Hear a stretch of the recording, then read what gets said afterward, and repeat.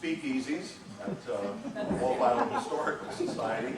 And I use that term because I've sat with both these gentlemen time and again, especially Mr. O'Shea, listening to the stories of my own ancestors, granddad, great-granddad.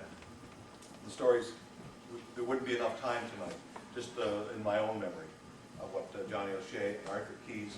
I think these two are the best storytellers on Wolfe Island. History comes alive when you sit down and listen to these two gentlemen. These are the stars. Let me give a little introductory first. I think one of the, I was asked about 2 years ago to put together a little booklet. It wasn't named. There were a series of oral histories that were transcribed into paper, and then, Brian, can you do something with these? We don't know what to do. And I came to a business and tourism meeting, and while the meeting continued on, I'm flipping through the pages. And I'm just picking up some of the questions and thinking, well, what can I do with them? And two particular quotes jumped out at me. One of them I used as a caption. Now, in editing, it kind of was turned around, but it was done from one of the gentlemen here, who says, "Who knows," Mother said. "Who knows what caused the pregnancy?" And I had that.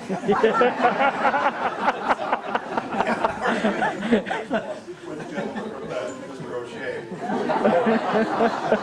Another caption came out, jumped out at me, and said, "I started when I was 6 years old in a school right here in our farm. First day I went to school, a teacher asked me something, I don't remember now, but I didn't give her the proper answer. She hit me over the head with a pointer, and I never liked school after." I have to tell who said that. The school teacher. Arthur and Johnny are throughout the book. Elaine Berry, I'm happy to see here, who grew up with Dad. People all throughout here, and when I got compiling the stories and put them together, I thought, well, this is the time that Dad grew up. The same period of time that Johnny talked to me about, Arthur has talked to me about different places, different times. I thought, well, what better way to title it? I presented a committee called Growing Up in Wolfe Island. You're never going to see changes, even right now, today, the advent of the windmills and the new boat, the big Wolfe Islander 3 from the Pierre Pond. Nothing has changed. Will change again, even the coming of a bridge possibly one day, that most of you folks here who have lived through, and that these two gentlemen can tell you all about. The quotations are priceless to me. I have captured a couple of things here. I wrote the beginning of it. Let me just grab that for you. For those of you who, most of you who are certainly know where Wolfe Island is, what Wolfe Island's about, I put it in my own words when I said, once a focal point for an international link from Toronto to the American Eastern Seaboard, Wolfe Island gradually became a quiet homestead for dairy farmers, cheesemakers, storekeepers, blacksmiths, school teachers, river pilots, and even rum runners from a bygone era. Where did these people come from? Why did they come here? And what was it like living on an island year-round, coping with severe winters, impassable roads, and crossing dangerous ice in the wintertime when there was no ferry boat? And tonight we're going to talk about different things that you have in mind. Ask these gentlemen, they lived it. Ask your neighbor. You're probably sitting beside somebody who's lived this. One of the scariest talks I gave, probably there's 14 of them now on fairy tales I call it, was to the St. Lawrence Women's Institute, when I got looking out at everybody there, and they're all looking back, and what does the kid know about crossing the ice? Well, they were nice enough to say their creed at the start, where we please be kind. And I said, would you please remember the last part and be kind? And we just got going in that way, and I just went on a route way, way back when Captain Andrew Denick was captured by the Americans, and the Wolfe Island ferry was under siege in 1808. I kind of went back through this, and I don't think anybody's going to question this. But in turn, we talked a little bit about crossing the ice and the different adventures everybody had, and I know we're going to even speak on that here tonight. I'd like to lead in a couple of things, not to put Arthur and Johnny on the spot, but it's going to, probably a lot of you might remember one of the worst tragedies. This is an actual chapter from the soon-to-be-published Fairy Tales from Wolfe Island. called Icy Death at Brophy's Point, the Brophy Point tragedy. And I leave that chapter open with, Islanders Tuesday crossed and recrossed the fairly narrow strip of water where the accident occurred. The sun glinting on the green-blue waters gave an appearance of summer. Only on the shores, here and there, combed cakes of ice gave the lie. Whig Standard, March 20, 1946. I can open up a little bit on that with just one paragraph here. Monday, afternoon, March 18, Richard Fawcett was returning home to Wolfe Island from Kingston, riding with former Islander Charlie Woodman down Highway 2 eastward to Colin Rogers' farm. The trip over to town that morning had been cold with a northwest wind blowing, throwing spray over the sides of the small boat, rowing against the wind, and it had been hard work, especially with several cheese boxes and 8 full cans of cream. By now, mid-afternoon, the northwest wind had turned brisk. Small white caps were forming on the ever-widening channel out on the river. By the time he arrived at the boat, Fawcett was about 9th or 10th in the line of men waiting to return to the island. Also included in the load for the trip were several cartons of groceries, as well as several empty milk cans and a heavy sack of mail. Leon McDermott was sitting at the stern, and shifting his weight over to the side, called to Fawcett, "We got some room here, RF. Lots of room you can squeeze in." Richard Francis Fawcett was a professional sailor that served in Canada's Merchant Marine. He thought better of it. He thought that the boat was a little overloaded. Anyway, RF also noticed the river was starting to develop a fair chop, even with the nearby ice sheet. With a practiced eye, he looked over the boat. It's an already low fleet. Thanks, Leon, he said. I'll wait till next one. You boys are going to make another run? We got it, Leon replied. You boys got to get home. See you in an hour then. It goes on, and most of you know how it ends. These are the stories that I wasn't alive then, but Arthur certainly remembers it. Johnny remembers it. On a lighter note, hello, Wolfe Island calling. I tried to get Mabel to come up and say, "Would you tell us really what was it like being out there?" Oh, Brian, I couldn't get up there in front of a crowd. I'd freeze. Well, Johnny and Arthur both probably didn't want to get up in front of a crowd, so we thought we'd give it an informal talk. I'd throw out some ideas. Many of you have lived these stories yourself. You were probably there. I'm telling you what happened at Brophy Point. Maybe there's somebody in the audience who's actually there. So this is the kind of evening we're going to have. So without really me bantering on a bit, I've got a few notes here maybe to pick up some of the slack. But I'd like to introduce, again, both gentlemen don't need any introduction, Arthur Pease, Johnny O'Shea. Arthur, would you like to lead on any subject you can think of? 1946, yesterday. I think it would be better if you just had questions from the audience. When you say a presentation, I see Dr. Day here, but it'd be a pretty hard act to follow for what he's been doing around the world in his lifetime. So I think instead of a presentation, I'd like you to feel free to ask any questions that I might possibly answer from the last 75 years or so. It's the fact that I'm one of the older guys around here now. I guess that's nothing to be proud of. It's certainly nothing I can help. But anyway, I've had quite a few experiences. Much older than John, of course. He's a young lad, but anyway, he's as you can say too. So if anyone has a question you'd like to ask with regard to the bygone days, possibly I can fill in you a little bit on it. It's been interesting, I would say, being an Islander for a lifetime. I've enjoyed it. Have no regrets from doing what I've done, and having neighbors like Dr. Day and a lot more around to share nature as we do is very enjoyable. And I think that we're privileged, I would say. I think Dr. Day and some of you would say the same thing. And Mr. Stone just told me a few minutes ago. He enjoys being on Wolfe Island, you know. We may be a little bit backward, but Oh, I didn't do that. and the same with our hospital or ambulance things. I talked to a gentleman some years ago when his wife had an aneurysm, and he said 50 minutes from the time he phoned 911, she was on the operating table in Kingston General Hospital. He said, when we previously lived in the Don Valley, she might not have made it. So that made me feel kind of good. Wolfe Island is not so backwards, you know, as we might think.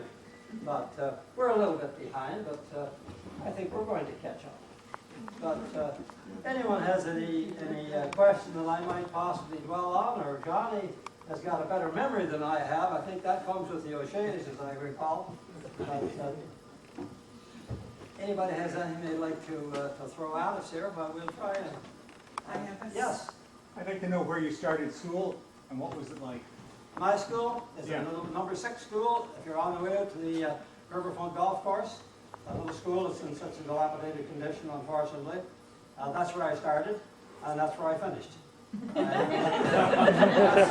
why I'm not very good at speaking and all those things. I went there until the war broke out in '39, and I was ready to go to high school. And I decided I like to use my brain, or brawn, I guess, rather than my brain, so I never went any further. Our hired man went to war. Unfortunately, he was blown up and lost a leg and life, but we needed help on the farm, so I stayed home and have been there ever since. And I'm fortunate to say I'm still living in the house today where I was born 81 years ago. So that's, most people haven't got that record, but however, I'm happy with that. Has it changed? Pardon? Has the house changed at all? It's the house that's, it was started in 1849. Really? Yes. So we could have 6 generations there, but the younger folks don't care to farm the way I did, so it's, I don't know what'll happen after this. But we have some other families, though, I'm sure the Mosers, and I think the Jostens at the foot would have an older family. I'm sure they must have near 7 generations. But What about your neighbors on Big Bay? Were you close to them? neighbors, Yeah, on Big Bay. neighbors on Big Bay, oh, we got some good neighbors down there, right across the creek from us. In the old days, when you were young, when you were a child. What's When you again? were a child, when you were a child. Oh, when I was a child.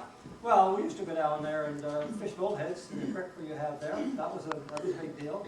Until one day when we had our own children were fishing, we had our dog with us, a nice collie dog, and the fish were biting so good, and the first thing you know, we caught the dog. I hadn't been fishing for a while. We got the poor dog salvaged. But, yes, it was good. I never did any hunting, but most all the other fellows around the neighborhood did hunting. But we used to go down and fish a bit and skate in the wintertime. Who were your neighbors out there? Who were your neighbors down? Down there, well, it would be old Mr. Bolton, Roy McCrae, and Mr. Wiggins on the other side. People who have all since gone, fortunately. What about the changes of wildlife, Arthur, over the time? Have you noticed the dynamics, of course, with the changing of the Well, yes. populations and- Well, I never knew there to be any coyotes. They used to call it Wolfe Island. Somebody said, oh, a lot of wolves there. Maybe in the beginning there may have been, but not in my lifetime. I ever saw until recent years you see coyotes. Always for foxes. We never had coons. We never had skunks. We don't have groundhogs, chipmunks and squirrels, and that was about it. So things have changed. Pheasants, of course, like your effort of trying to bring them back, I appreciate that because when we were kids growing up, you could hear pheasants all over the neighborhood. Always. Pheasants were crawling all over. And at one time, I remember one night, that was in the dirty 30s, as we call it, and it was a tremendously cold winter. And the birds, there was such a lot of snow, the birds were starving, actually. Rooster pheasants were sitting around barns. If there was a haystack, the pheasants around the haystack trying to pick up seeds. So one night, the neighbor across the road, Mr. Rogers, came over, and he had this poor little old rooster pheasant in there, and he looked like he was froze, but he was still alive. So anyway, we brought him in the house. So mother, she liked birds, so she put him on her lap, and she stroked him and got him warm. And it wasn't long, she began scratching. She wondered what was the matter. And the poor thing was so lousy. So when he got brought out, he took off like that and jumped out and knocked the light over and broke the lamp and all that. So we got him out and didn't feel so sorry for him after.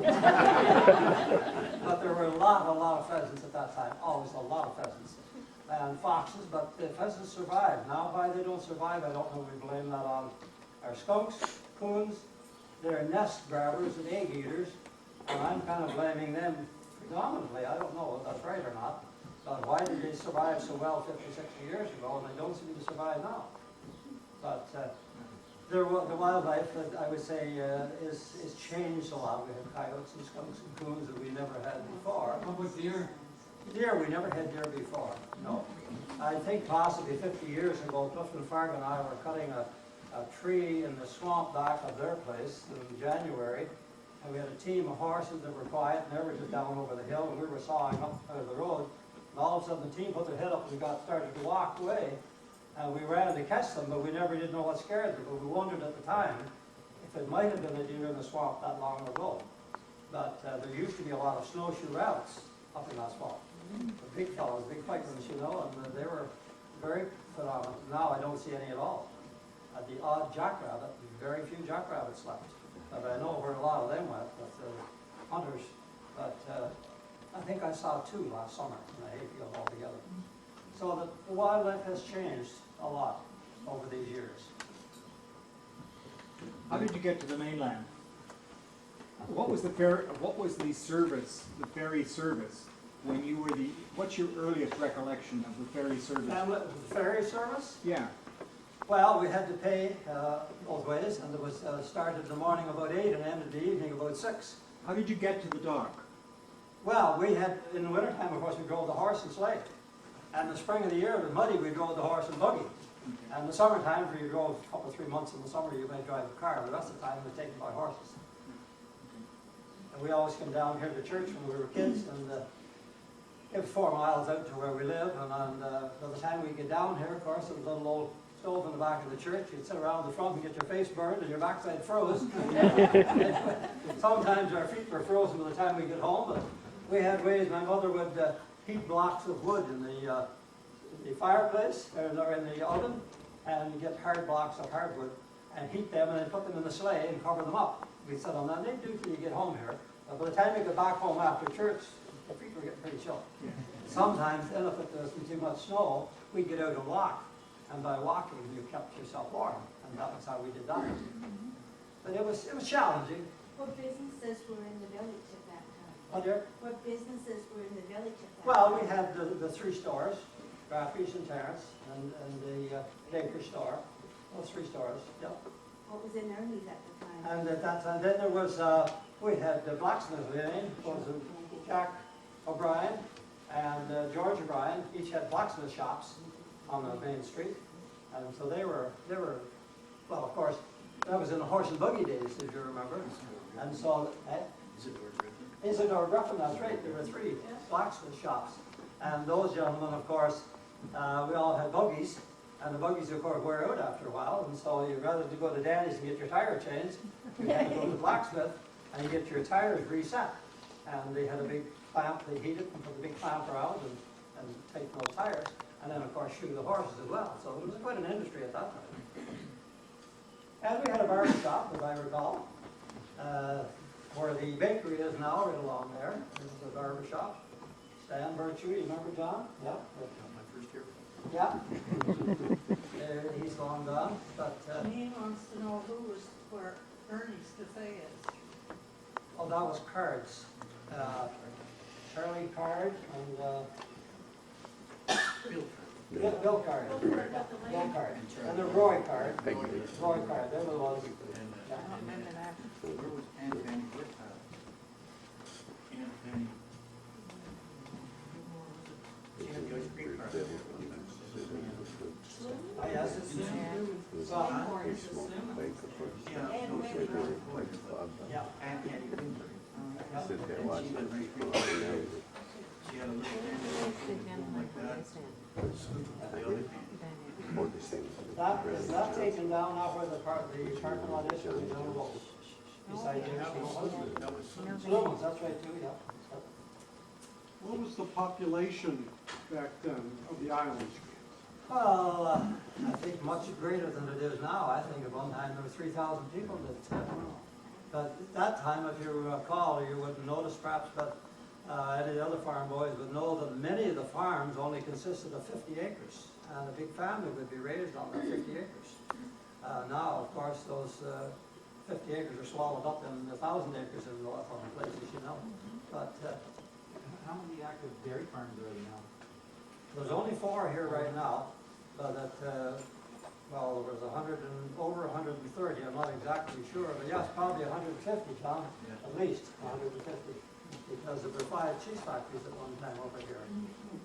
What about the social life? I understand this is a pretty busy spot here. Well- People busy, you go and have your dinner with your neighbors and it's sort of the thing. You visit people, as I remember at home, most every farm on the island years ago had an orchard.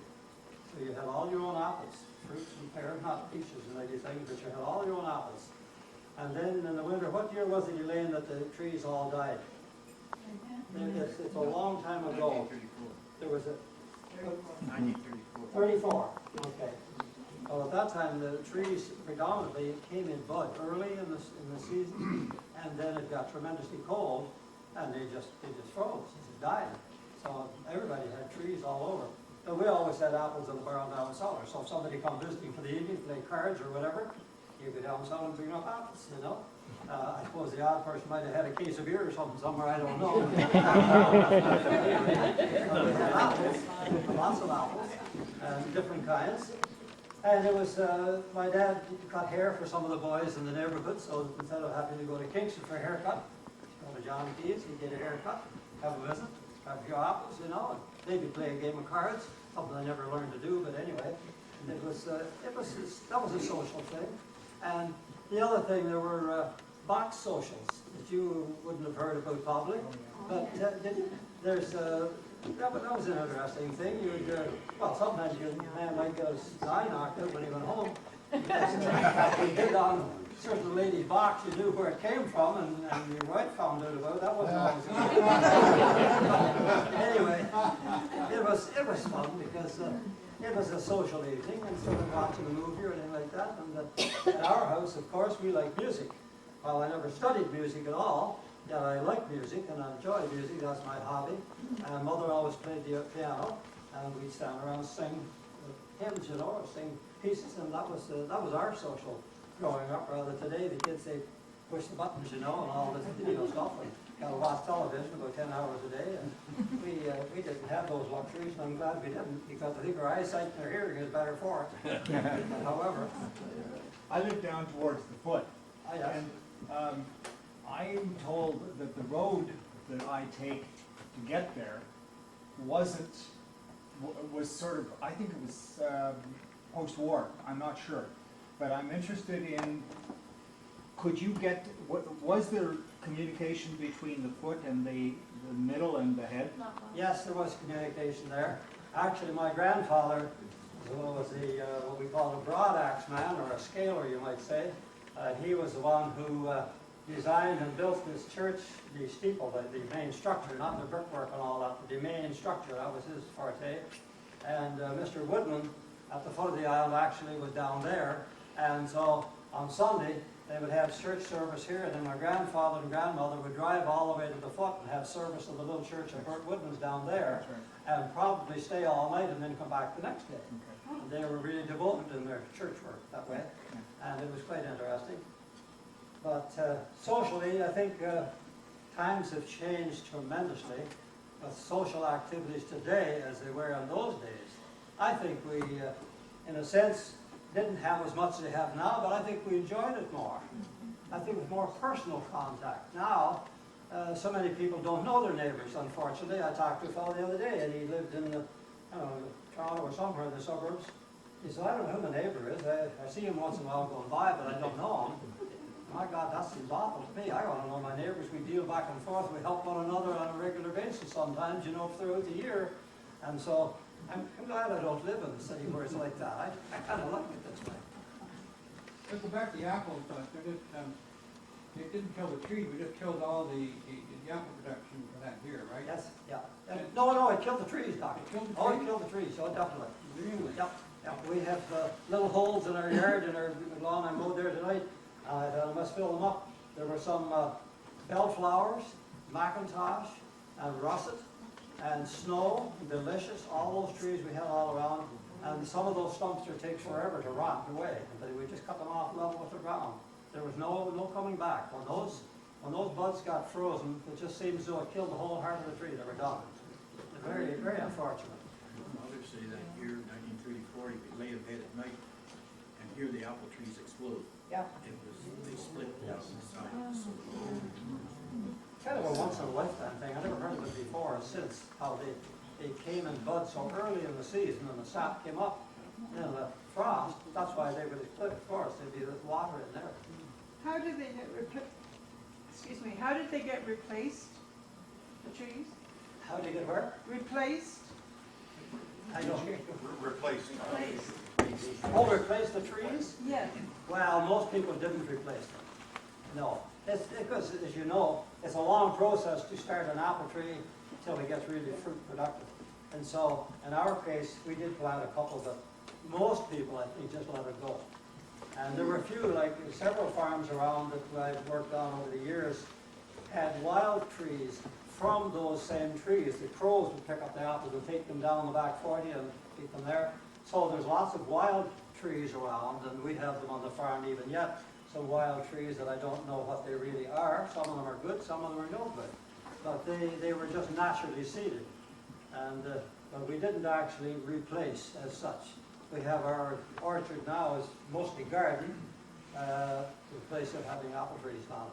But we did plant, my dad took in way back in the 40s, he got talking with someone from the Department of Reforestation, and he was interested in making a windbreak as protection for the cattle, for pasturing. So he sent to the department and got 5,000 trees in a big box, and he come to the station here at the Rock Street, and they were packed in peat moss, and there were an assortment of evergreens, leaf trees, and all kinds. And we planted those in a 1 acre out in the middle of the farm, and they're still there yet. A lot of them have died, like the elms have pretty well all died, unfortunately. Some of the spruce trees have died as well. Partly, I think that is because we fenced it for 20 years and then let the cattle go through it. That's detrimental to evergreen trees. They will tramp, the roots are shallow, and they will kill the trees. But the ash trees, maple trees, and some elms are still growing well today. So that was a venture we did. But we didn't put the apple trees, but we did do those as a project, and it worked well. At the back of my place in that field, there's a tree, an apple tree back there that Olga used to pick the apples from. She says were great big apples. Were they maybe that from one of those old trees? Probably were. They would be from the Mr. Cranshaw that lived there. They were planted there probably after that. So that tree had been there a long time. You wouldn't know what kind it is then. Like the Wolfe River or St. Lawrence. Very likely. It only took about 7 to Yeah, that's what she said, Good. yeah. It only took about 7 to make a dozen. That's what she said.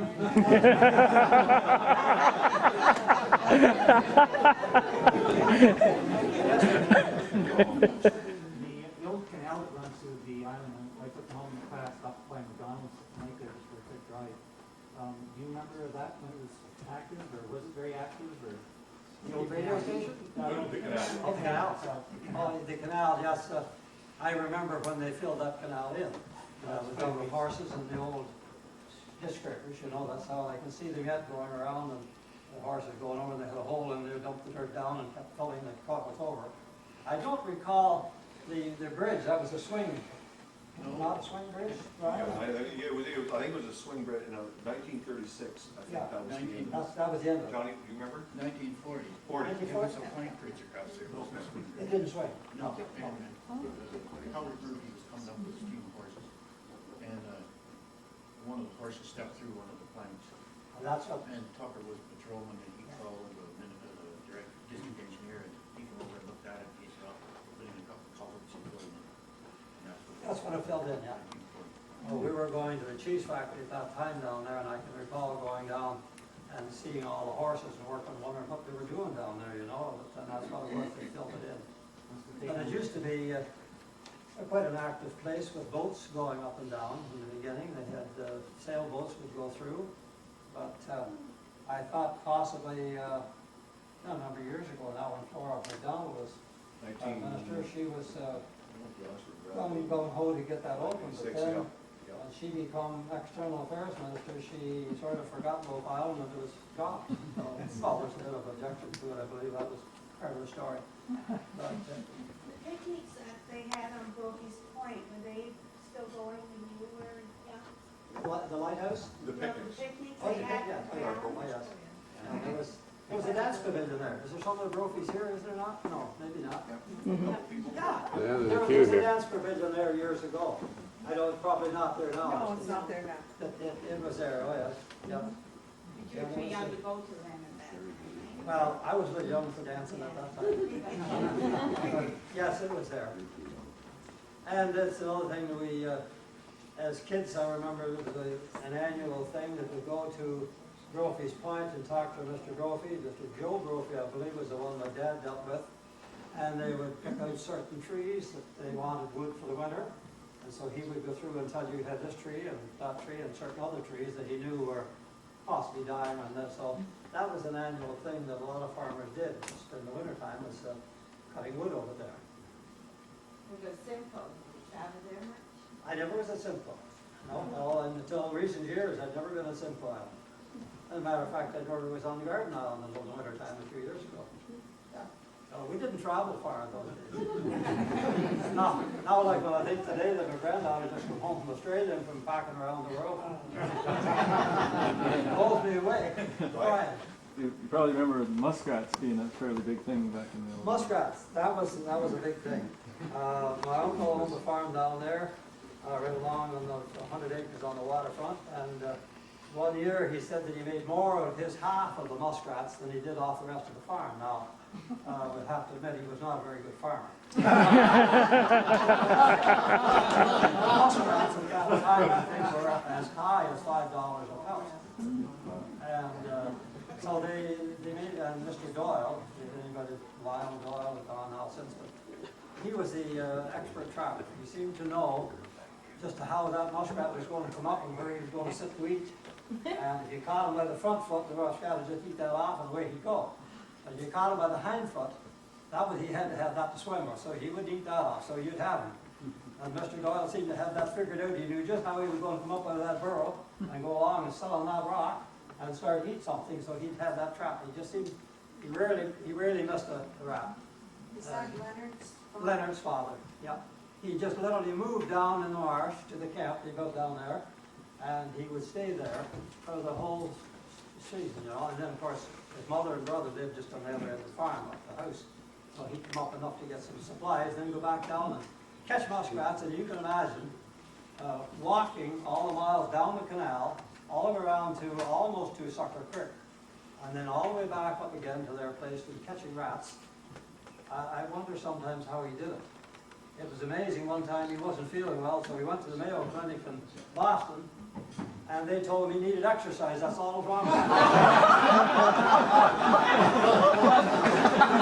They had no idea. It was amazing why he didn't feel well. After the muskrat season, I wouldn't have been surprised he didn't feel well. He would kill himself.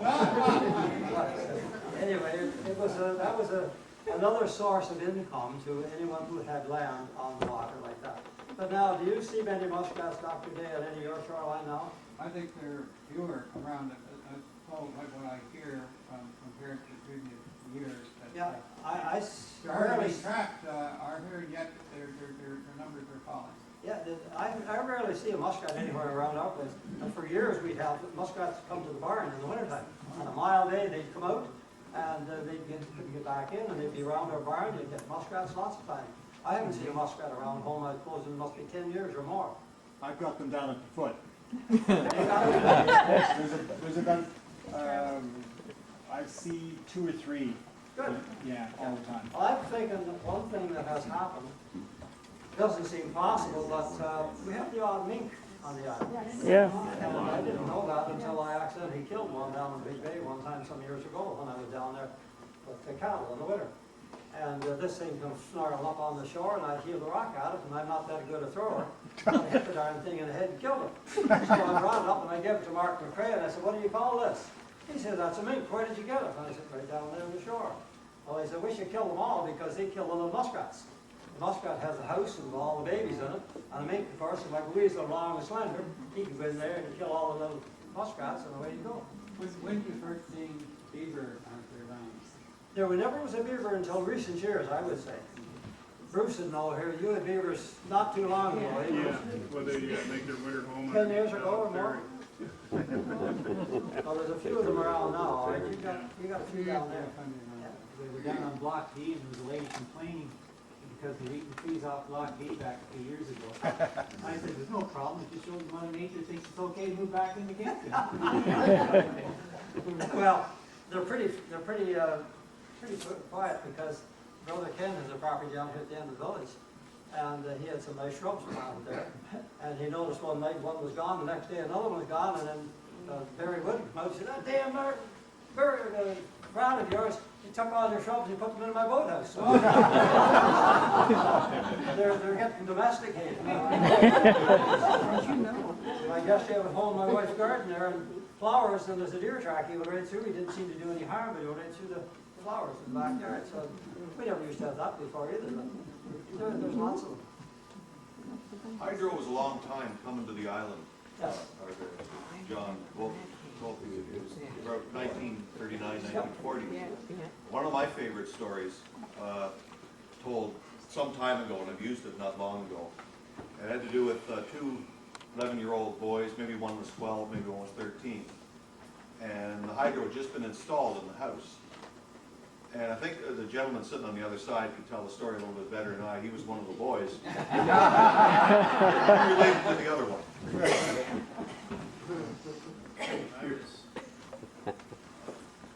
Well, we got hydro back in 1939.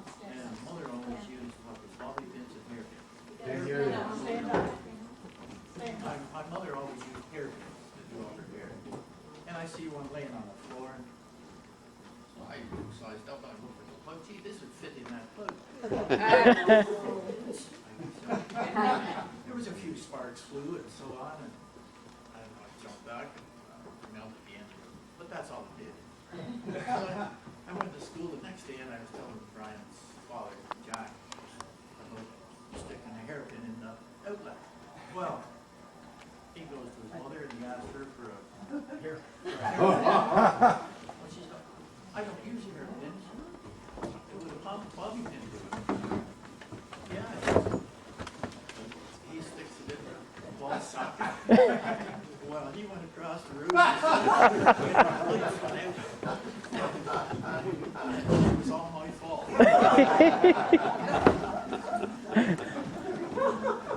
Anyway, that's it.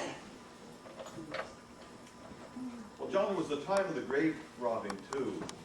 And I think it was you that told me the story the first time. Yeah, your grandfather. Great-grandfather. Great-grandfather. Andy Johnson. Went to the cemetery at the point. Apparently the medical students had to have their own cadavers or something. And anyway, they come over to the fresh grave and remove the remains and take it to Queens. Anyways, this one at the cemetery at the point, daylight started coming on. So they had to get rid of the body, they couldn't transport it in daylight. So Brian's great-grandfather lived right not far from the cemetery. So they stashed the body in his grain bin. Covered it up with grain. Well, Mr. Johnson went in the morning, he was feeding his horses and so on. And he went to get a pail of grain out of the bin, and the pail hit something, you know, and what's this? And he got pushing the grain away, and I guess I came off supposed to having two bodies. I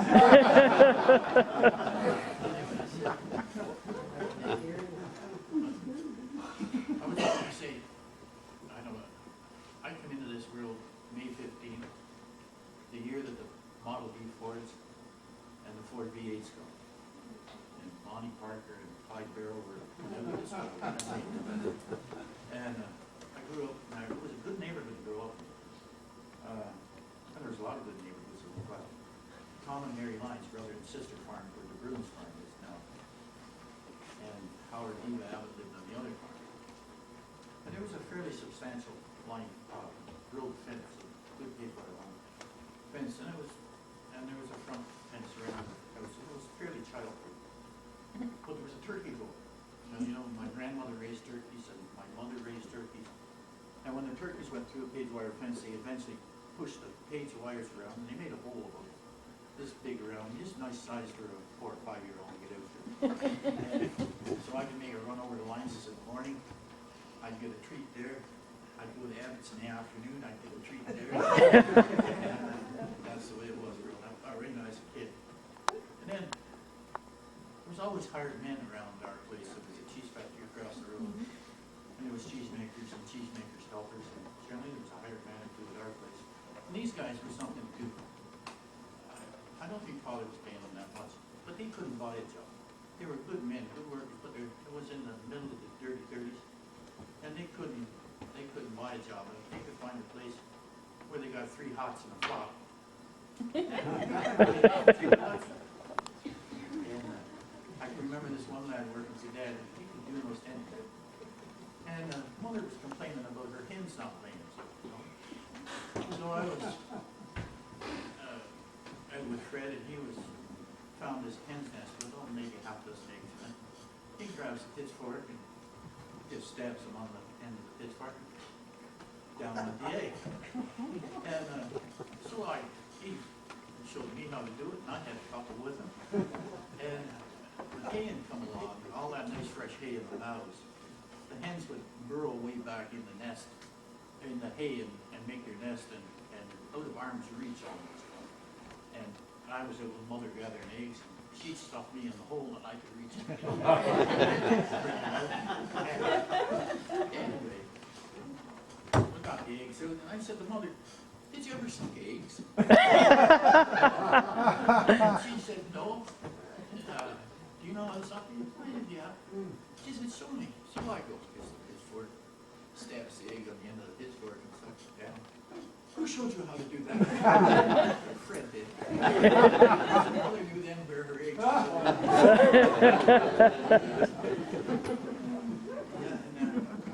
It's funny with the predators, Dr. Day said that when we were kids, most everybody had their own ducks and turkeys and geese and your chickens and all that.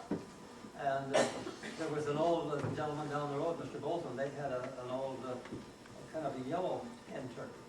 And the stone is along the road there yet, and every year she'd come up from the farm and she would lay nests along that same stone. And she would hatch the little ones, and she would be all around the neighborhood, you'd see her anywhere.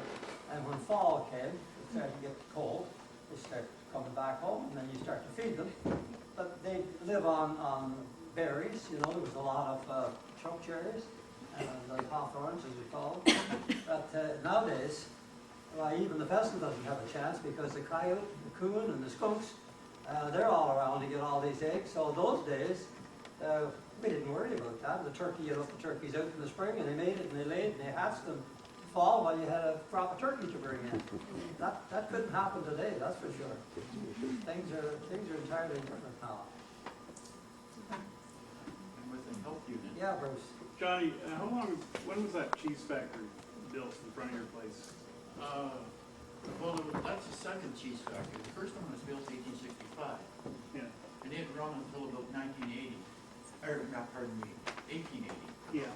And then they got a Republican government in the States that passed, there had been tremendous prosperity here during the American Civil War and the Reconstruction period after. Horses were selling for $1,000 a piece, and Sorry, for what? horses were selling for $1,000 a piece. Yeah. And oats and barley and peas were going for $2 and $3 a bushel. And it's not worth much more than that now. But then they got this Republican government in the 1880s, and I think that's what your great-grandfather got drowned at coming home from his election celebration. But they passed high tariffs against this agricultural goods going into the United States, and it brought about a horrendous depression here. And from 1880 until around 1900, Wolfe Island's population dropped by 2/3, and all Canada's population dropped by 2/3 at the same time. They couldn't beat them, so they joined them. They just immigrated to the States, and then things started picking up after that. But Canada's population in 1900 wasn't that big either.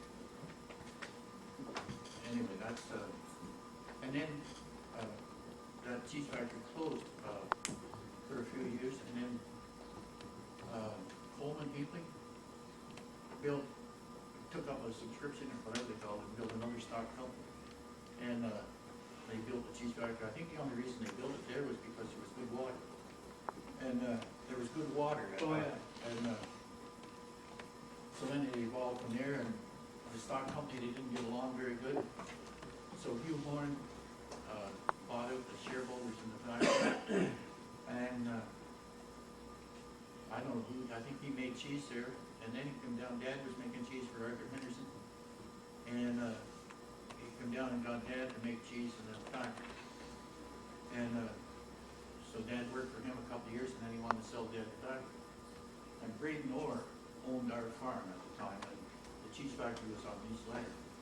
So So when Paul bought the factory, he didn't have a deed for the land, all he had was a lease. And he wanted to buy an acre of land from Braden Orr, and Braden Orr said no.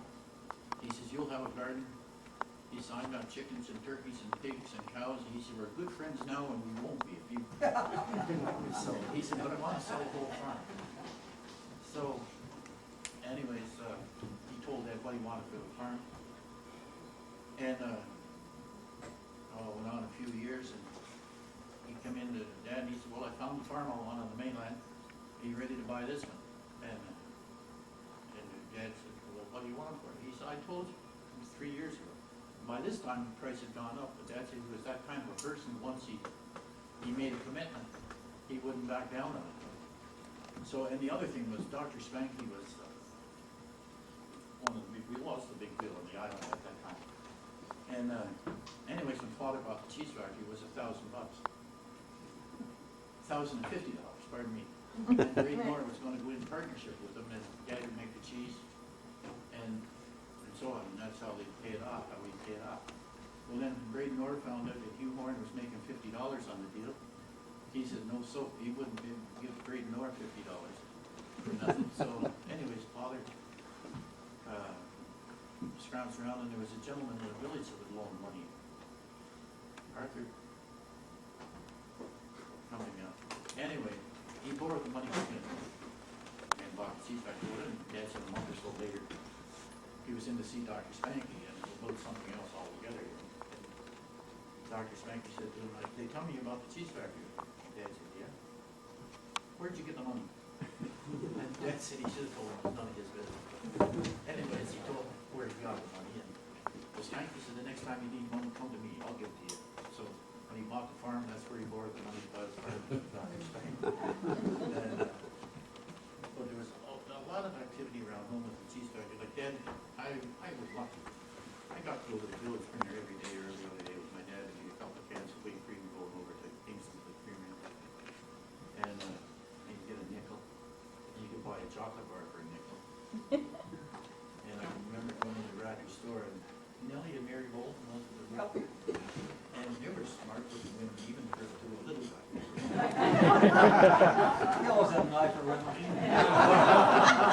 Anyway, I guess I had a touch of sugar diabetes or something. My doctor told me not to. Yeah, not that I shouldn't have any sugar for about a year. Anyways, he told the ladies in the store not to sell any chocolate bars. So I went in with my nickel to get a chocolate bar, and they wouldn't give me any chocolate.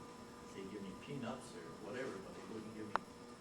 So I said, well, you give me back my nickel, and I'll go down to Tarsus and get some. I'm kind of nervous now. Anyway, and that's how. But then, and I can remember being down there with wartime, 1943, or there, 42, 43, when the Harvard trainers were thicker than hair in a dog's back around here. And I can remember the Wolfe Islanders on the old steamboat going to town with 3 Harvards on her deck. 2 up in the bow and 1 crossways. And they only carried, I think, 7 cars or something like that. That was 5 cars initially, and then later they opened the quarters down by the boiler, and they could back the car down in there. And these were like Model A Fords and so on. They were big sedans or anything. I can remember leaving the dock down there with the 3 Harvards on their deck and going back to Kingston, and they crashed over or got too close to the ground or whatever. And that's something that our kids can't believe that they'd seen them from up the old canal. And all you could see was the stabilizer above the canal. They'd come to the highway and up they go. And the same Father and I were getting a load of hay. Our hay loader had broke down, so Father said, well, I'll pitch it on it. So I was building a load of hay. We were minding our own business. All of a sudden, whoa, this plane went by us. And I was as high as the pilot. It wasn't that big a load of hay. There was a roll down the trees there. And we just stood there because we knew it was going to hit the trees. And just as he got by us, he seemed to get control of it. He went, that was fine. We went down with a load of hay. And Mother said, the power's off. So, anyway, we phoned Hydro and told them that Hydro was off. So we were going back up the ridge road there for another load of hay.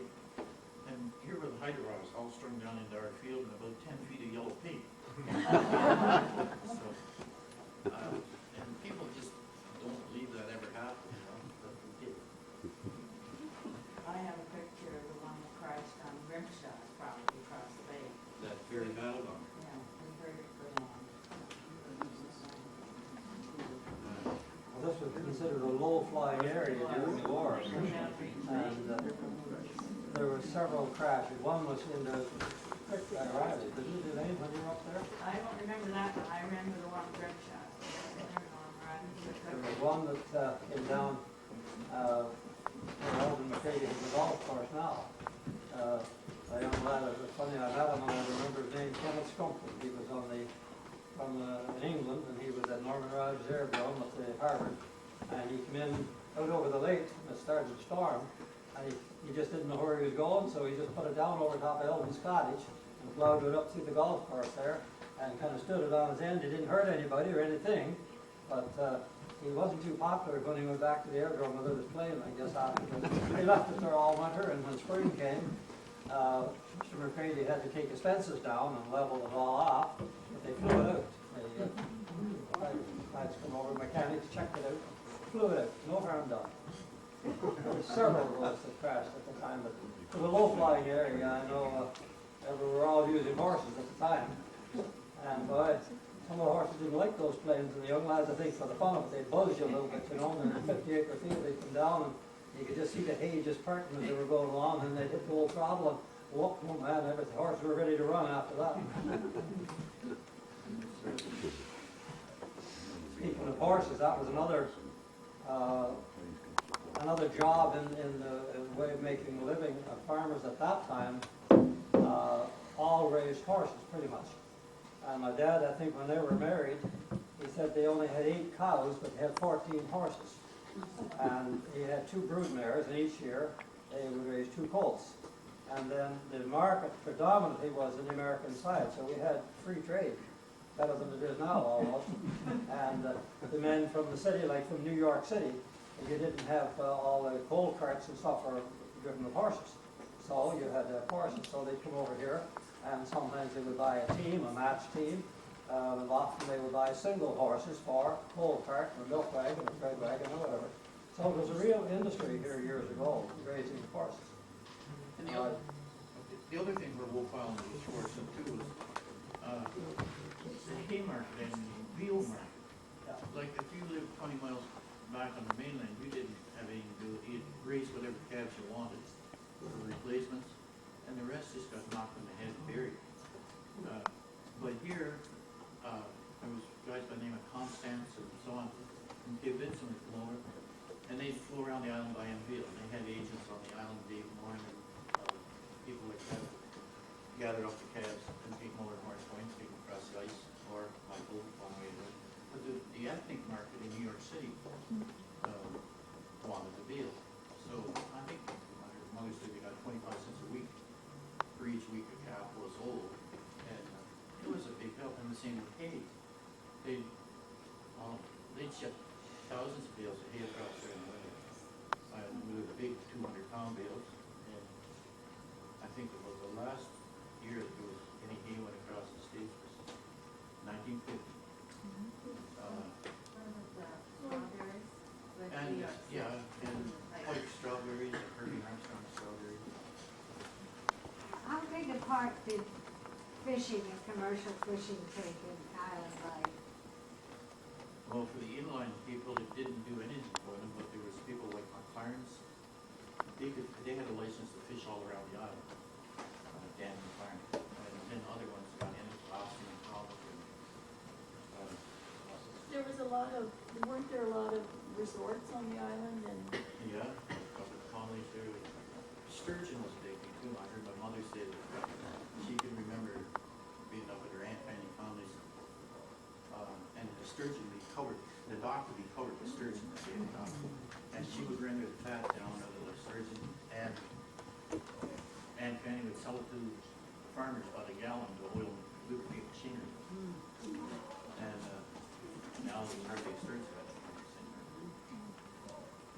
And school teachers, there's something, they know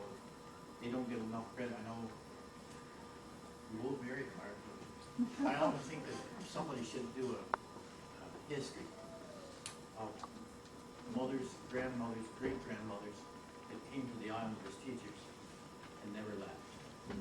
You know, that was for years, I was the only new blood that came to Wolfe Island.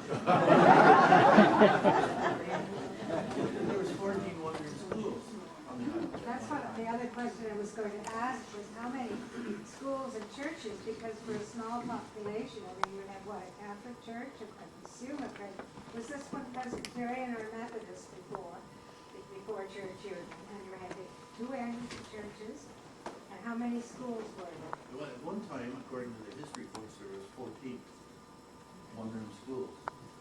And, you know, if you were working on Wolfe Island, you had to live in Wolfe Island. There was none of this going back and forth. And, you know, you had, 2 weeks in the spring and fall, where you'd stand down there in the dock and look at Kingston. You couldn't get there. And if you missed that 6 o'clock boat at night, well, you'd call Buck Mullen for $2, he'd come over and get you, or Lyle, if he couldn't come, you'd call Lyle Doody. He'd come and get you, bring you to the island for $2. I wouldn't have that for the board.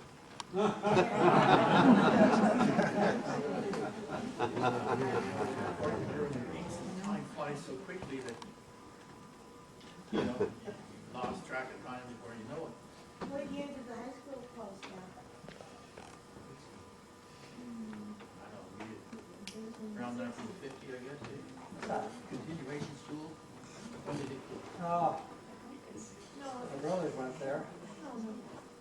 I can't tell you. It never ran after I was here, John. No, Yeah, no. I don't know. Before, probably 1945 or so after the war, I think it was up there. Yeah, but they started that high school, you know, just for grade 9 and 10 in the 60s. No, it was there forever. It was continuation school for grade 9 and 10. But it stopped in the 60s. In the 60s, did it stop? I know the school, public school closed in the 60s, but I don't know about the 9 and 10. Gene Black, I guess, was the last one that teach there, right? I imagine probably. Gene studied.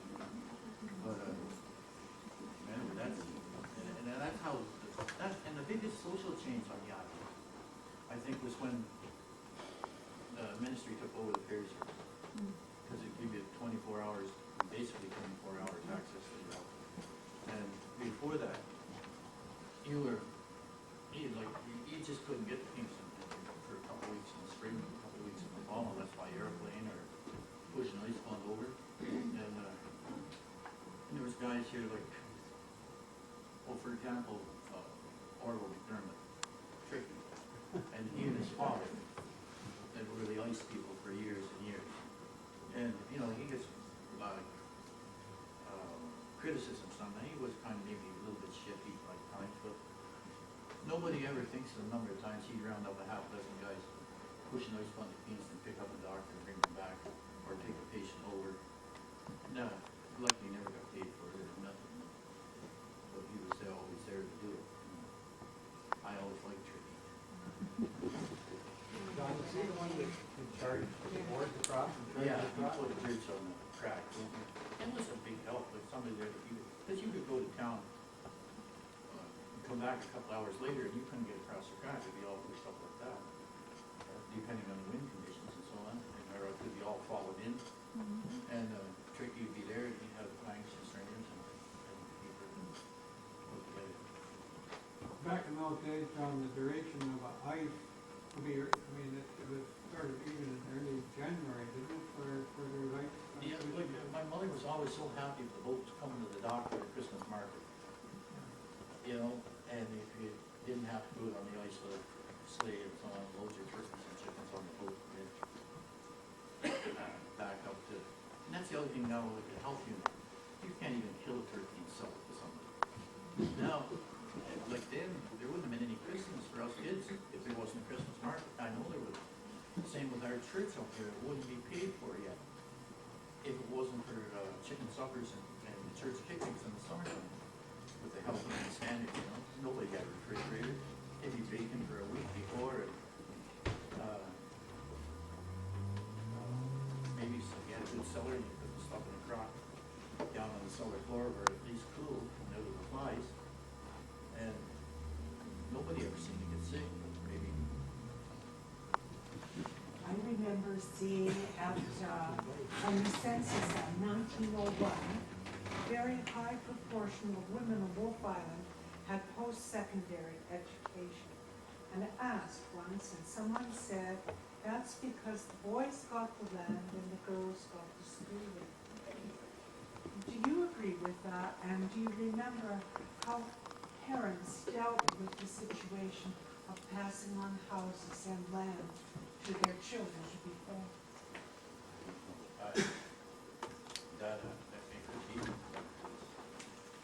I think Wolfe Island done a pretty good job. We've had clergy, we've had doctors and members of parliament and so on from our community, and from the London schools, mind you.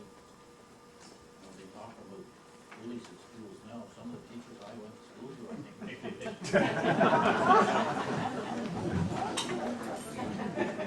well, grade one, I don't know what I do, but the teacher used to set me under her desk. And my neighbor, Mr. McWheen, he was trying to court the teacher. So, anyways, he was asking how school was going, and I was complaining to him about her putting me under her desk. He said, the next time she does that, you tickle her lady. That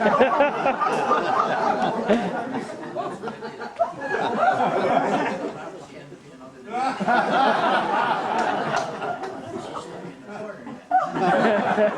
So I spent more time standing in the corner than I did sitting in my own desk. And then grade 2 and 3, the strap come into being.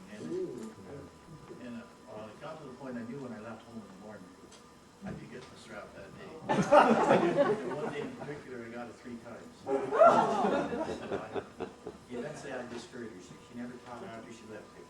She become Prime Minister Samaraw's private secretary. So.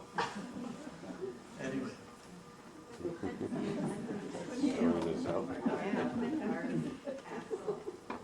jail. But there was one down in town hall. Oh. You're taking it down and got the saving stuff sitting in there. It wasn't, I can remember the steel door there. So you guys had a constable here for a period of time? Yeah, different constables. Dan Roth for a long time. Yeah, Mr. Bryceman, hey.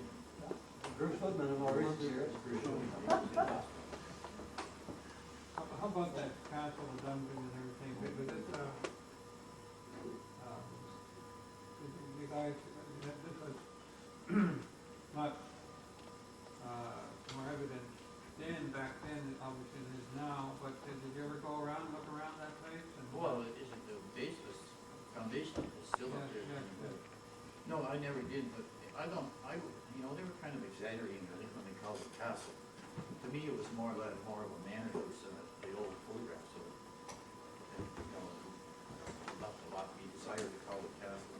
it was purported to have a dungeon, is that correct? I don't know, it had a wide cellar, but it. No,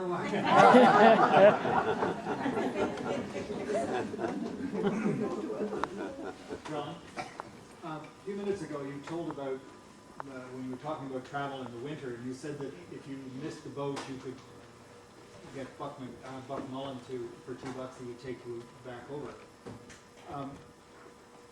I'm wondering if you had to pay $2 to come across on the ferry. Was that a lot of money? Well, no, it costs you $1 to go on the ferry. It costs you 25 cents to go on the ferry, per passenger. $1.50 for a car and driver. And would you pay so paying $2 to Buck Mullen, Yeah. that must have been a lot, was that a lot of money? I would say, then it'd be equal to 20. Well, put it this way, when I was 13, 14, you'd go to a movie in Kingston, around Saturday night trip. 7:30, come back at about 11:30. And you could go to the movie with $2 in your pocket, stop into the old Mandarin Cafe and have a hot beef sandwich and a Coke, and still have some change in your pocket Sunday morning. So, to me, it would be equal to $20 today. And I don't think you could go across there now with a motorboat for $20. Yeah. Never mind the movie. And it was, you know, when you got good ice in the winter, you're like, man, that was just like getting promoted to the mainland. You could go whenever you liked.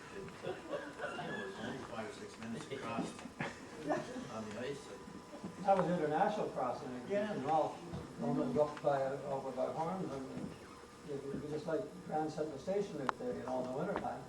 And it's hard to believe it. What was Cape Vincent like in those days? Well, I was never there, only a couple of times, and we walked over once in the winter, and the gentleman that was to be on duty over there, I went down to the customs office to report going in, and he wasn't there. So all I went for, and my mother had some joint problems, and somebody suggested that she could get some, oh, I don't know, sweet spirits at night, and there were several ingredients you get at the drugstore. And so the handier to walk over to the Cape there was to try to go to Kingston. So I went back to the drugstore and got what I was to get. Then I went back down and reported in, and I come pretty nearly getting locked up for the weekend because I didn't wait till the customs man came back. I didn't go only a couple of times. But Elaine could tell you what happened to us when we were 16. We were going to, Elaine's mother is born and raised in the United States, and so occasionally in the wintertime she would like to go back and visit over there. So Elaine and I were doing the chores at that time on the farm while her mother and dad went over to the Cape to visit their family. So on Saturday, I believe it was, wasn't it? I think it was Saturday, we were to go over and pick them up. So I had heard my dad talk many times about a hay buggy before you had these big bales and you took them to the Cape and loaded boxcars. And different times he said to me, "I'd over in the morning early with a load of hay and you'd be there most of the day getting all unloaded. But when you come back at night, the ice would deteriorate enough you'd have to single your horses out and take one at a time and watch the holes you'd get in." So I always had that in my mind, and I must admit I was a coward on the ice. I always thought I'd rather be a live coward than a dead hero. And so I was always afraid on the ice. So when we went to go over that day, we went to Grandpa Bruce, where Grandpa Bill Horn was living in the cottage. That was when after the house was burned. So I thought, we'll go and see what Grandpa Horn says, and if he says it's all right, we're safe, because he wouldn't let anybody out on there if it wasn't safe. So Elaine went in and asked him, "Oh God, yeah," I says, "good out there, you can go anywhere." So that, I said, "We just got it made, we can go anywhere."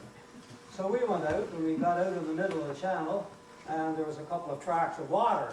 So I pretended I knew what I was doing, and I had a stick, and I went out, and Dad always said he would punch around in the water, and if there's ice under it, there could be water on the top and still be safe. So I punched all around, and I said, "I guess it's all right." So we plodded through the water, went off the Cape, and had lunch up there with their folks, and started on the way back, and Ara Fawcett and Jess Keel, they had Jim Barry's old Essex car, but the town road was all plugged at the foot, you couldn't go anywhere. He had left the car in the village, so they took the car to go to Roxy's, the hotel, to have a beer in the afternoon. So when they were going in, as we were coming out, they come hollering and said, "You know where you're going out there?" I said, "Oh yeah, we had no trouble coming over." Ara said, "By God, we went through, there's nothing but the wild blue yonder under where that wheel was." Well, of course, we got kind of scared, so I was driving the team on this corner, and Uncle Nelson was on that corner watching to see how bad it was. So we come back on the same track, and when we came to this wet spot, he said, "You know, Burger, you're not going to drive my horses through there. Pull off over there where it's dry." Okay, so we pulled off there where it was dry, like that, and the horses were right into their ears, just while you wink your eye.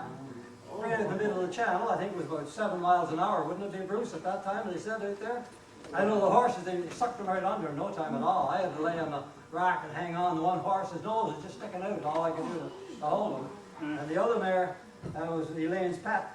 They had raised a hen, and for some reason, when the water came up around her tummy, she just went frantic, and she was swimming, and so she didn't sink.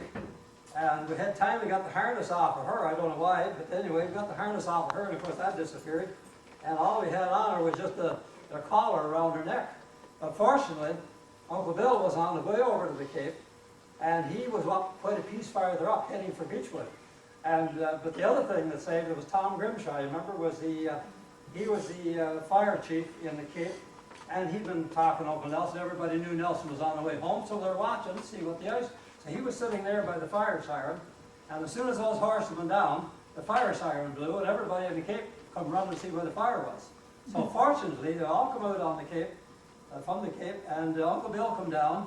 They got a plank off of the sleigh, and managed to keep the mare from sinking, and I was hanging on to the other horse with a rope, And he was thought, oh, this don't feel bad. He was just kind of treading water, thinking it wasn't too bad.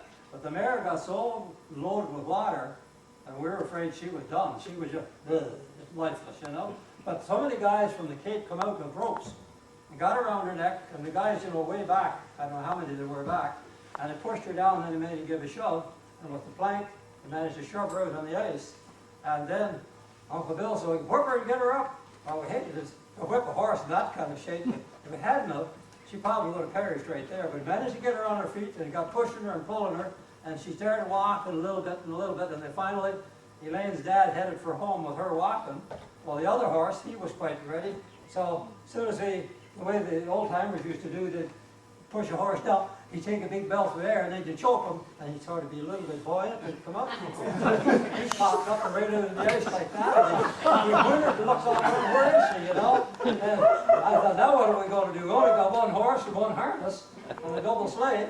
But anyway, we improvised and we got him on the side of the sleigh. He'd never been driven single before, but he learned that day in a hurry. And we got home, and I don't think anybody ever got their feet wet. That, to me, the days of miracles are still here. I don't know why, but us, everybody around, but obviously anybody that knows anything about ice, if there's a little bit of water and the snow drifts in it, that's insulation, it doesn't freeze. And we obviously were on that spot, just about big enough for the horses. The sleigh didn't even cut in, did it, Lane? Sleigh never even got in. So if we had gone back the same way we started, we'd have never had any experience. So we had the experience, we didn't enjoy it, but it was something to remember. But there was very few tragedies really ever happened, I don't think, crossing. One's what could have been avoided. You know, there's always tragedies that do happen that are sort of man-made. But for the most part, people that had to go went with caution. And they knew they were on the top of water, and so they worked accordingly. But there's an odd one that hell with it, kept on going, didn't matter, and they didn't make it maybe. But for the most part, in those days, I think the ice, maybe it seems crazy, but to me the ice seems to be better than it is now. I don't really have the pollution in it that it doesn't freeze the same. And you saw when you get ice over home, Bruce, you never go on the ice anymore over there in years, have you? No. Well, you get put in jail too. Yeah, you might get the kite out there or something like that. Because we were kids growing up, that was an annual thing, was the hay bee. Everybody pressed the big bales, and then in the wintertime you drew them to the Cape. And there was a big market in New York and all around for all these horses. So it's a whole different era now. The horse and the hay is, well, I sold hay this spring to a lady for $10 a bale. And 20 years ago I sold it to a man in the Cape over there with the buffalo for $10 a bale in American money. So things don't really, you can know how much money I'm making on the farm right now. Nobody said I had to farm, it was my choice, so I'm not complaining, but sometimes you wonder, you know, with the vast wages that are in some places, why things wouldn't be lucrative, but you have to like the life. And if you do, you're happy with that. And that's what I've always said, that I had no desire to die rich, I'd rather die happy and leave a legacy for the next generation. But the next generation doesn't like as well as I've gone, unfortunately. I had a couple of questions. One was about when the telephone came to the island, and the other one was if you could tell us a little bit about the history of the foot of the island, Port Metcalf, that kind of thing. What happened there, when it faded away, and that kind of stuff? I can't give you that stuff yelled up. We'd have had someone like Sherman Isles and RF or some of those boys from down there they would have all the information on that. But all I know is like grandfather and their church work, they traveled back and forth, so that they weren't isolated exactly. And of course, years ago, the old fair used to go one day, wasn't it, John? One day they went to the foot, and they landed in Breaky Bay and picked up the cheese from down there. And people from Breaky Bay went to Kingston that one day, and another time they would go to Simcoe Island and stop there too. They go down to Port Metcalf, and they stop there. They stop at Howe Island coming up. Okay. And they stop at Glenwood Bay. Yeah, it's And once you got past the Canal Bridge, that was another country. Yeah, it was. It's 15 miles away, and while it's nothing today, but then, with the horse and buggy, it was quite a little jaunt. It was a 2-day trip from the foot to the village. Yeah. Would the people there go to make regular trips over to the States to Yeah. Clayton, that kind In of the thing? wintertime. More often than to Kingston, for example? Oh, I think so. Anybody that lived that way, that close, yeah. Yeah. Oh, yeah. The church that burnt down by Fort Limits here, all the sand freight they brought across from the States on sleighs. And my father said that the last load of sand that they were getting, the border patrol came along on top of it. Boy, did they ever give them a talking to them. Don't ever do this again. You're gonna be in trouble. So they, okay, we won't do it again. But that was all the sand, they got all the sand they wanted. And, I'm not sure about the telephone, you know, the one that came, it's always been party lines all my lifetime, but previous to that, I can't tell you when that would have started. The hydro, I know, came to 1939, wasn't it, Elaine, up your way? came to the village in 38, across the island in 39, that was it, and then we didn't, in our area after the war, we didn't get it until 46, I believe. Telephone was between Wolfe and Howe Islands in 1889. Is that okay? In 1907, there were 34 telephone people here on the island. Stuart Armstrong being one of the very first. And I think 101 years later, the phone went out, and the poor little resident was without a phone for about 2 weeks and had to call Hong Kong to get somebody over to get her phone hooked up. According to Nathan McRae, I think that was the first time there was ever a problem with it. Victoria Stewart. The first telephone line came across from Howell to Oak Point, and it wasn't the Bell system. No, it was the North American Telephone Company. And there was a phone at McLaren's down there. Yes. Where Henderson is. Yeah. And then Hogan's had a building supply store here in the village, and there was a phone there. And I don't know where the rest of them were, there's only a few phones on that. John? Do you know anything about the, or do you have any stories about the rum runners, the people who brought stuff across in the 30s? Well, there was quite a few of them, and different people. And where we live is the corner of Button Bay Road and Highway. And that was the main road to Horns Point then. And this was before the highway was through. And they called that the turnpike. And there was a big little tree out by our house, and Father said, you could lay in bed at night and watch them.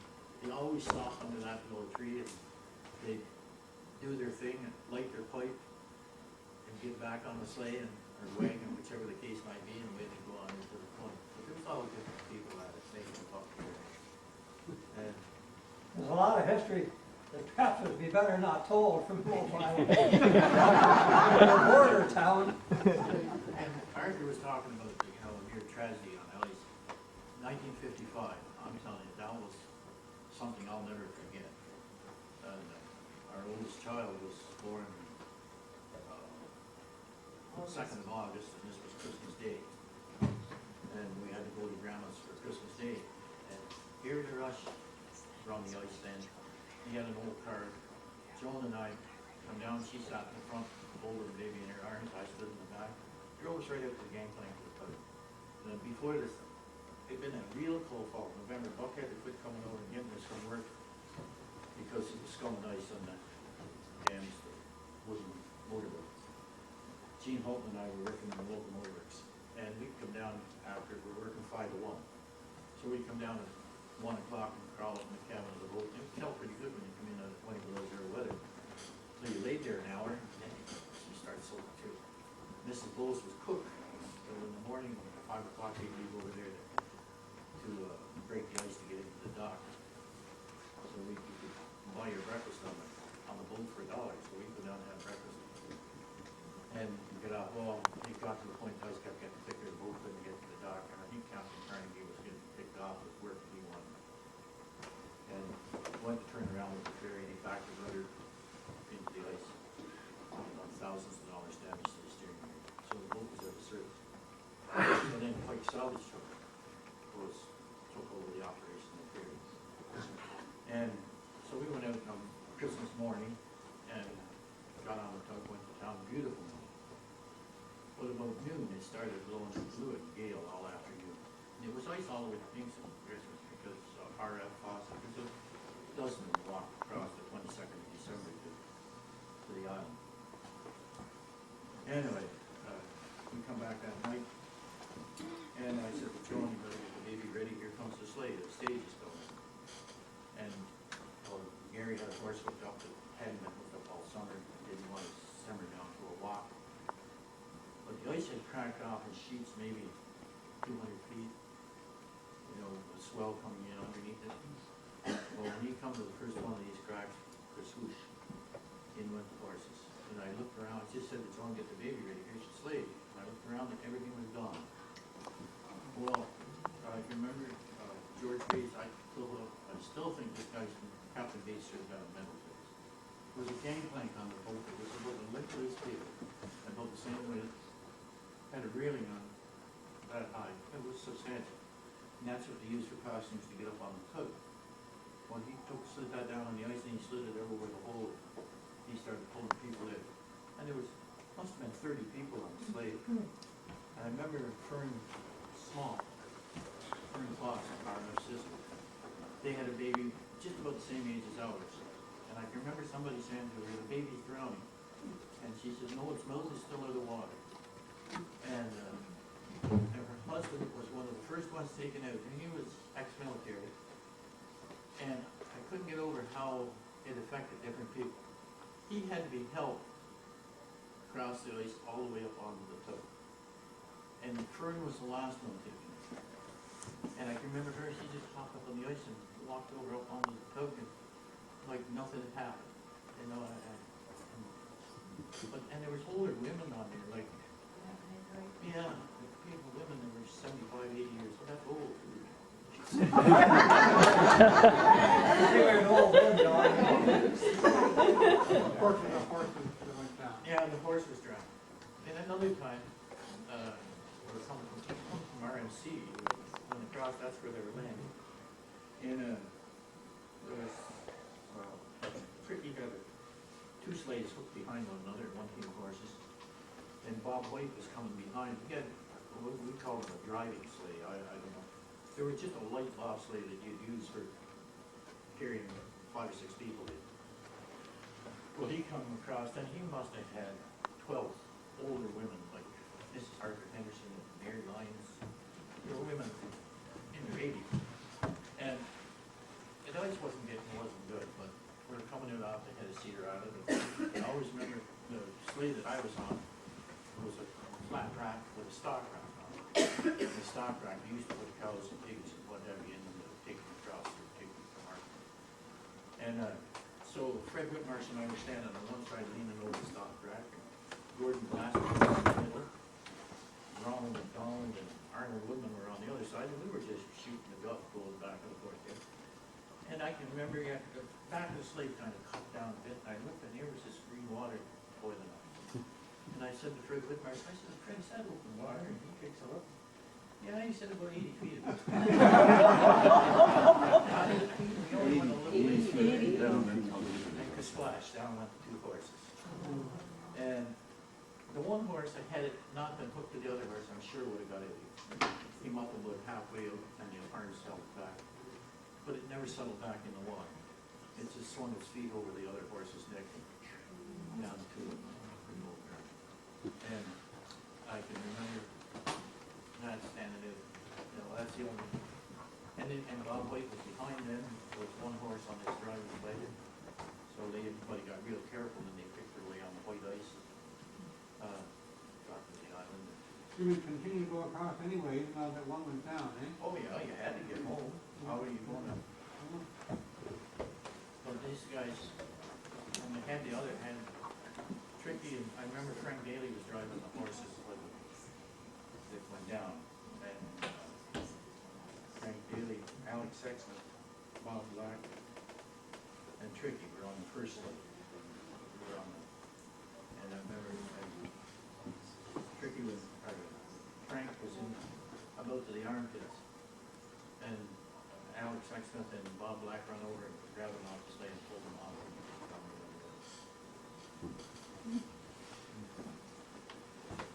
That's what it was. I can remember my grandfather telling a story, or my grandmother telling of it. They were going down the canal long years ago, and it's quite common the ice would settle a bit and the water would be on the top, but you still might have a foot of ice underneath it. So he was safe enough to be on, even though it didn't look like it. And he had a brother-in-law and then with Mrs. Rogers with him. And the Rogers man was getting pretty scared when he saw the water coming up around the sled. And he thought, don't you think you could get out of here, George? He said, oh no, it's all right, we're fine, keep on going. So he went a little further. He said, you get off this damn ice, I'm gonna mess my pants.